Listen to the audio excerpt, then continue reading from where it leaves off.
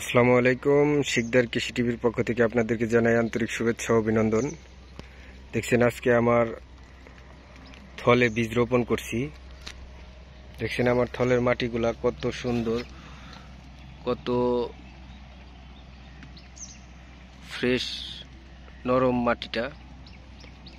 এই মাটিটা নরম হওয়ার কারণ আমি এখানে খৈল এবং গোবর দিছি।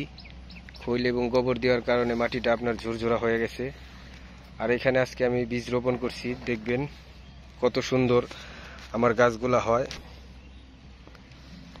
পরবর্তী ভিডিওতে আপনাদেরকে দেখাবো।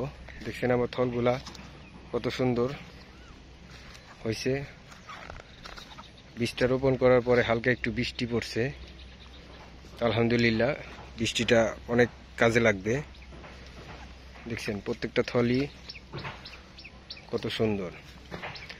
খৈল এবং গোবর আপনারা যারাই কুমড়া চাষ করেন এবং বাড়িতে খাওয়ার জন্য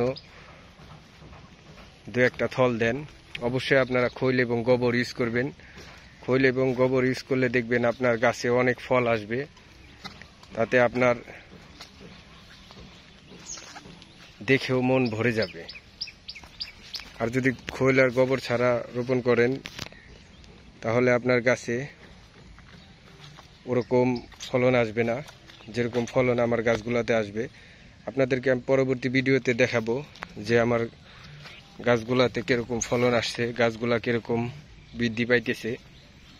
দেখবেন 2 থেকে 3 দিনের ভিতরে আমার এই থলগুলায় আপনার চারা উঠে গেছে।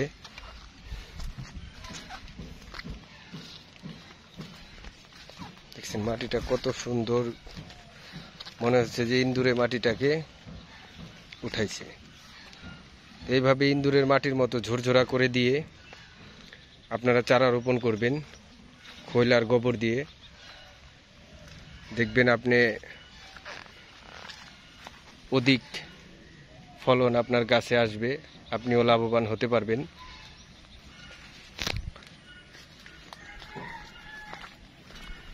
দেখছেন আমার জাংলা।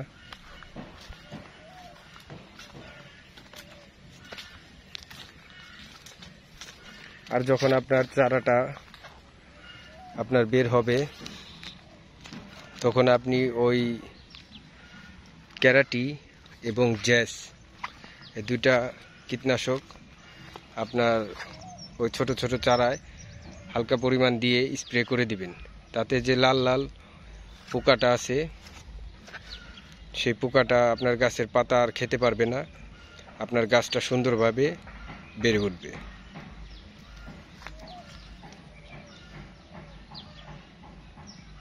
পরবর্তী ভিডিওতে আপনাদেরকে দেখাবো কিভাবে স্প্রে করবেন, কতটুকু গাছ হলে কিভাবে কতটুক পানি দিতে হয়, কতটুক বিষ কীটনাশক দিতে হয়, পরবর্তীতে দেখাবো। তো সকলেই ভালো থাকবেন, সুস্থ থাকবেন।